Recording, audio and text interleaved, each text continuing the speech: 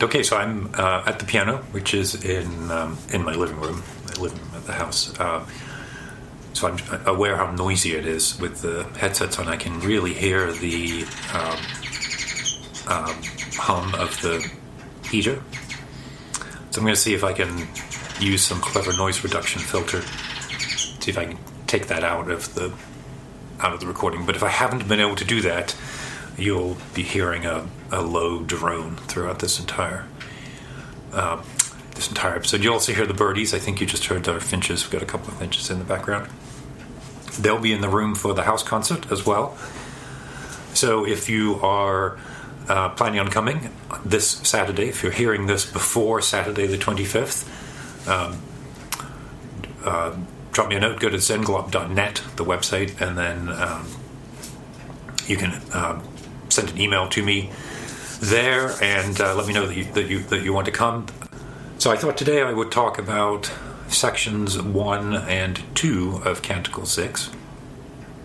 The previous episode I talked about section 3, and if you recall, I went through some of the different amplitude and ring modulation sounds that I am working on with the piano that sort of make their appearance in that third section.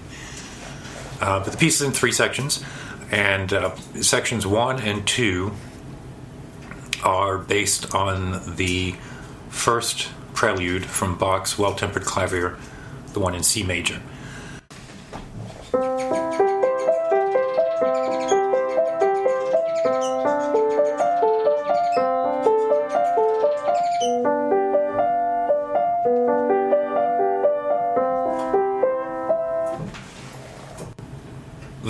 The first section is actually just the prelude. I play the entire prelude. And while I'm playing it, I'm also recording it into one of my Eurorack modules. It's called the Morphogene by Make Noise.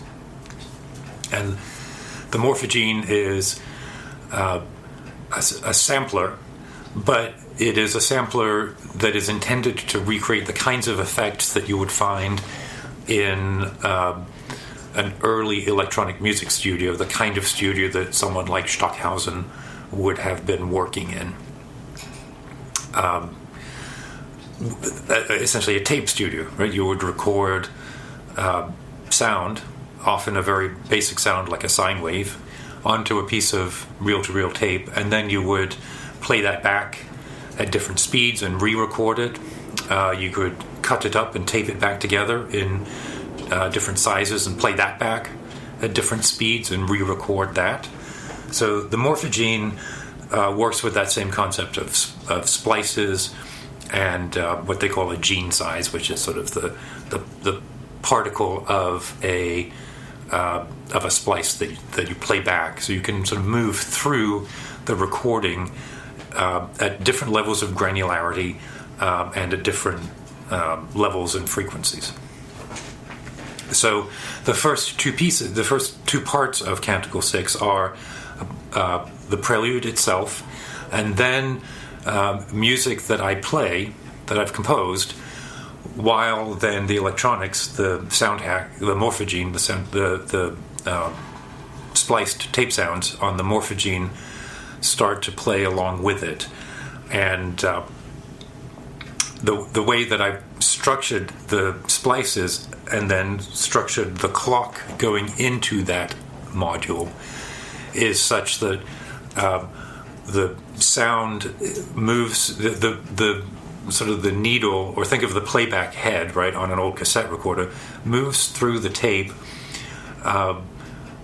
very slowly, and as it's moving, it's repeating the small section that it's on, right? So it sounds. I'm going to turn it up here.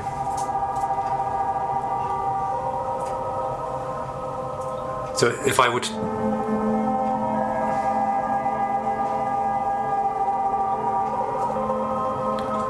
So what you're hearing are the chords, but think of a very tiny slice of the chord that's being repeated. right?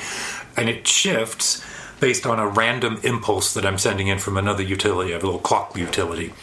So if I didn't have that playing, if I didn't have that clock unit going, it would stay on the same section, like this.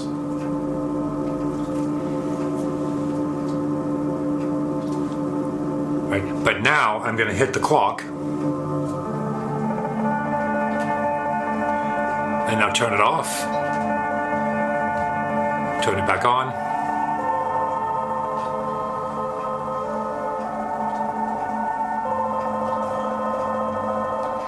All right, so you get the idea. There's these tiny loops that are looping, and it will shift to the next equally sized section of the tape, of the splice, only when a clock impulse goes into it. And what I was just doing there was manually triggering it, but I've got it going through a sort of a randomized clock impulse. So sometimes it might stay on the same section for a fairly long time. Not more than 3 or 4 seconds. I mean, I've got some constraints on it. At other times, it might zip through, like in a fraction of a second, because the quick side of the available clocks is very quick. The slow side is not super slow. I don't want it to stay there for 15 seconds or a minute or something like that. So I've sort of set it between a millisecond, very very short to about 3 or 4 seconds. I'm not doing anything with the pitch of the playback. Any artifacts of pitch are the function of the rapid repetition of the sound, right? It's not anything that I'm doing. Like, I could speed up or slow down the playback, and I'm not doing that. It's just the rate at which it's playing back these mini loops that changes. Now, it is going through a second module also from Make Noise. So if Make Noise is listening to this and decides that they want to become a sponsor of this podcast, then I'm an advocate for their gear, and I'd love to have more. So the Morphogene, which is the tape playback utility, is going into an echophon, which is basically a funky delay, and I'm not really using it to do anything other than provide a bit of nice shimmer to the playback. So if I were to turn it off and then turn the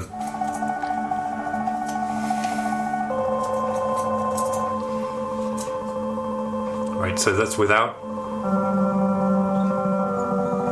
It's quite lovely. And then if I add back in a little bit of echo.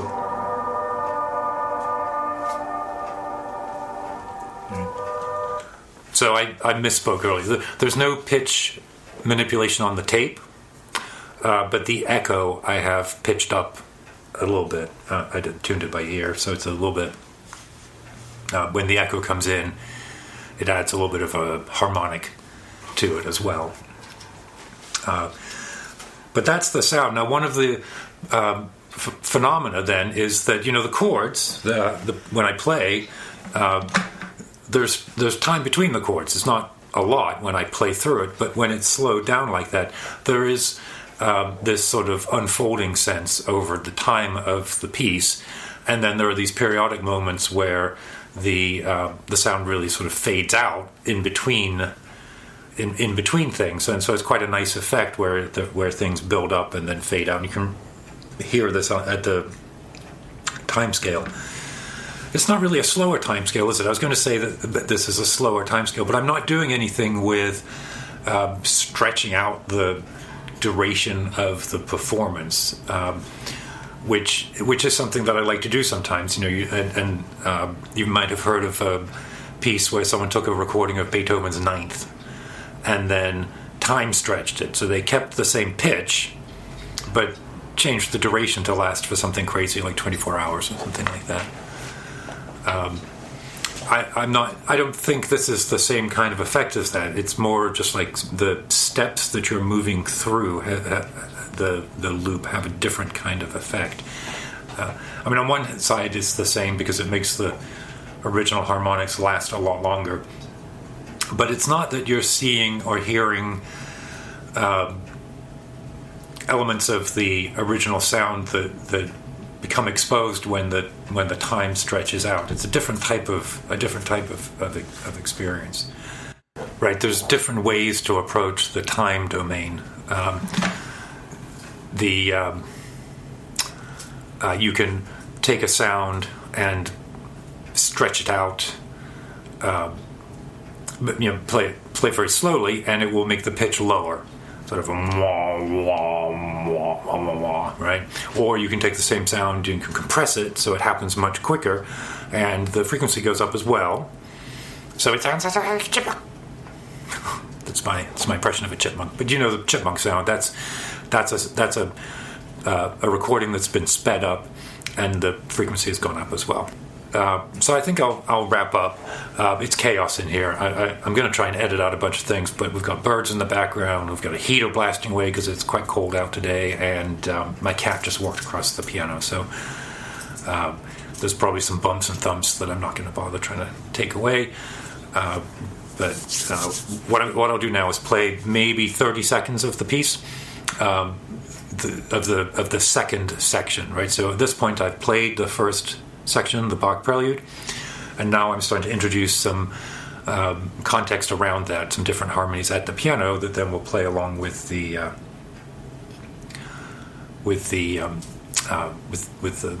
recording.